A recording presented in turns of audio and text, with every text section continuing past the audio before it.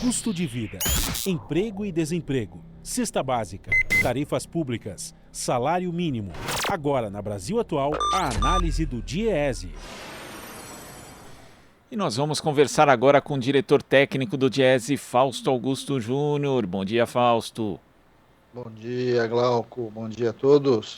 Fausto, o presidente Jair Bolsonaro vai entrar no último ano de seu mandato sem cumprir uma promessa de campanha que foi feita em 2018 e também reiterada no decorrer do seu governo de corrigir a tabela do imposto de renda. E sem correção, 15 milhões e 100 mil pessoas que deveriam estar isentas vão ter que pagar o imposto em 2022, segundo os cálculos da Unafisco Nacional, Associação Nacional dos Auditores Fiscais da Receita Federal do Brasil.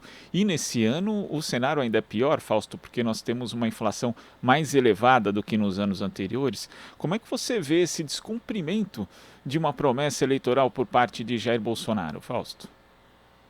Bem, descumprimento de promessa eleitoral do atual presidente não é algo surpreendente, né, Glauco?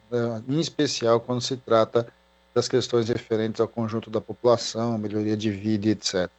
Agora, com relação à correção da tabela de imposto de renda, a gente vê aí mais uma distorção, ou seja, conforme você não vai corrigindo a tabela, mais pessoas vão sendo incluídas no imposto de renda, a depender de como evoluiu o salário das pessoas, a renda das pessoas, mais impostos as pessoas vão pagando, e é uma forma, de certo modo, de ampliar, em especial, a tributação sobre a classe média e muito mais, e um pouco mais pegando até a classe mais baixa.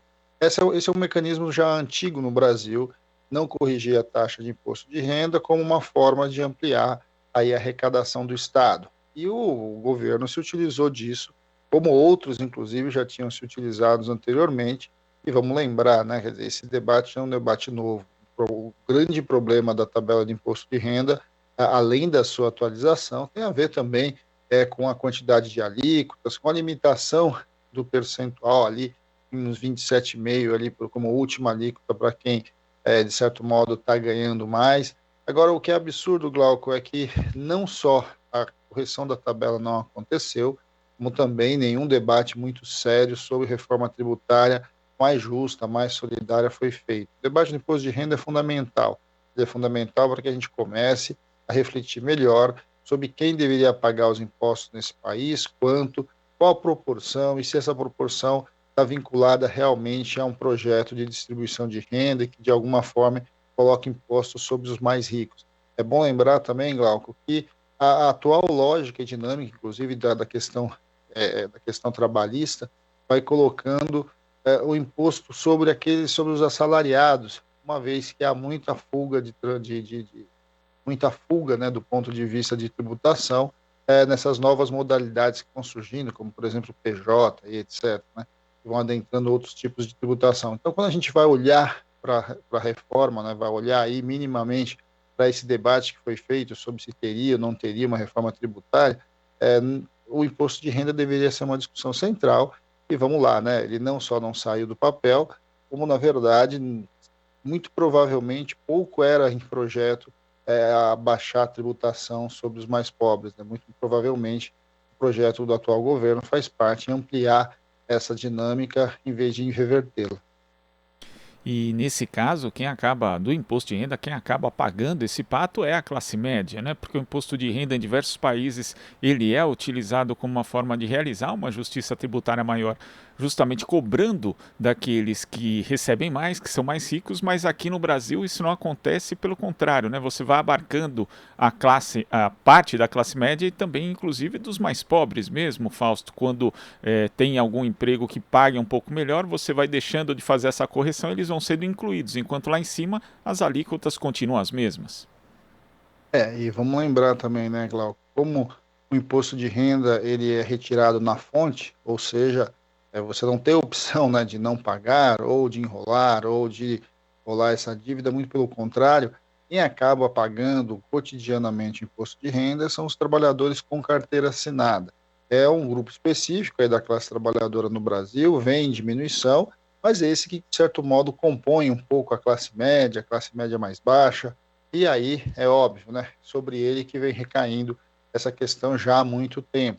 Agora, vamos lembrar de uma coisa importante, Gal. Quando você não corrige a tabela, uma das coisas que vai alterando, e aí principalmente ali a faixa mais baixa, né, é que conforme a renda, né, ou seja, o salário dos trabalhadores vão sendo reajustados, seja pela negociação coletiva, seja por algum outro mecanismo, ele vai entrando na casa, ele vai entrando dentro das alíquotas de correção, das alíquotas de incidência, ou seja, a gente vai vendo mais gente entrando para pagar imposto de renda. Como a inflação foi alta nos últimos 2 anos, o que pode acontecer, né, e que acontece de fato, é que aquele que teve a possibilidade de aumentar o seu salário por algum reajuste, normalmente por negociação coletiva, viu parte, inclusive, dessa correção sendo garfada aí pelo imposto de renda, quando que se tivesse simplesmente tido a correção pela inflação, isso não teria acontecido. Então, você amplia também a base de contribuintes, né? E aí, quando você amplia a base de contribuintes, você não amplia para cima, você amplia normalmente para baixo. E é bom lembrar também que essa questão da retirada na fonte, né? Ou seja, o imposto ser descontado do seu salário, ele, de certo modo, define muito quem acaba pagando boa parte do imposto de renda no Brasil, que são os trabalhadores formais, que são os trabalhadores com carteira assinada, e que de alguma forma conseguiram algum tipo de proteção.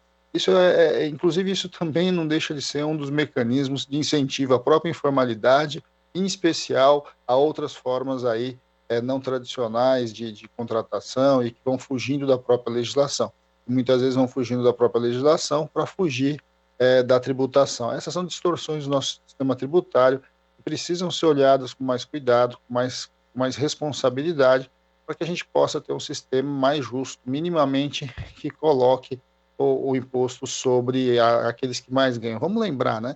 É um imposto de renda, né? É um imposto que incide sobre a renda e que sim, deveria incidir sobre a renda daqueles que mais ganham e não daqueles que menos têm.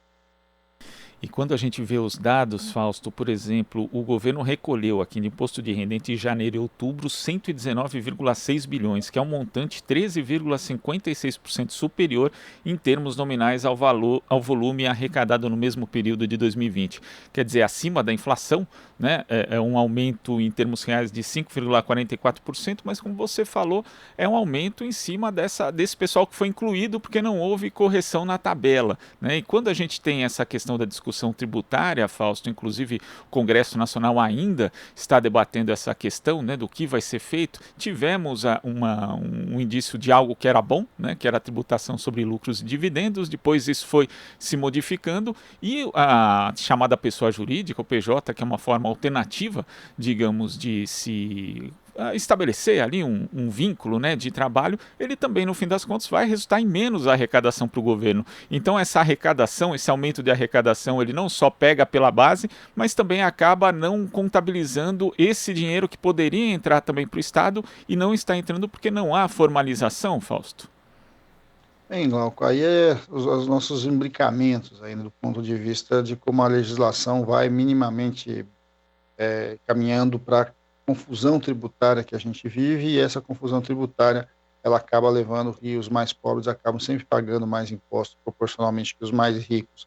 Agora, esse dado que você traz tem uma peculiaridade para a gente pensar um pouquinho junto.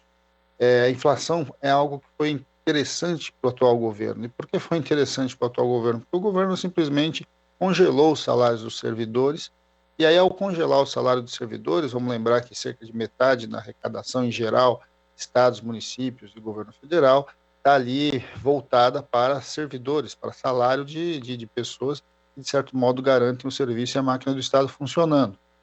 Só que quando você tem uma inflação que aumenta os salários e aumenta a arrecadação, não só, principalmente da iniciativa privada, mas não só, e aumenta também a arrecadação por outros meios, né, o próprio consumo, porque se você incidia um imposto sobre a gasolina que custava 3 e agora a gasolina custa 6, em reais, em números nominais, você teve o dobro de arrecadação sobre aquele item.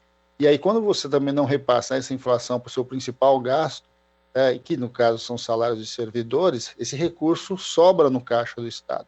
Então, na verdade, o que a gente está assistindo no governo federal, mas não só no governo federal, aqui no governos estaduais também a gente está vendo isso, é o quê? É que, de certo modo, a inflação tem sido feita ela foi sido aproveitada, né? Ela foi mais um item para que amplie a arrecadação de um lado e você reduza, de certo modo, a renda real do conjunto dos trabalhadores. Seja porque, de um lado, você vai ter os servidores sem reajuste, seja do outro, porque trabalhadores com carteira assinada aí, que de alguma forma conseguiram repor essa inflação, acabam pagando mais imposto, principalmente acabam pagando mais imposto de renda. Então, quando a gente vai vendo, essa fórmula é uma fórmula um tanto quanto sem sentido, um tanto quanto beneficiando só aqueles que mais têm e beneficiando as políticas de um Estado que está bem longe de construir aí políticas sociais mais arrojadas e que de alguma forma funcionasse como um mecanismo aí de distribuição de renda e não de concentração. O que a gente tem hoje é um sistema tributário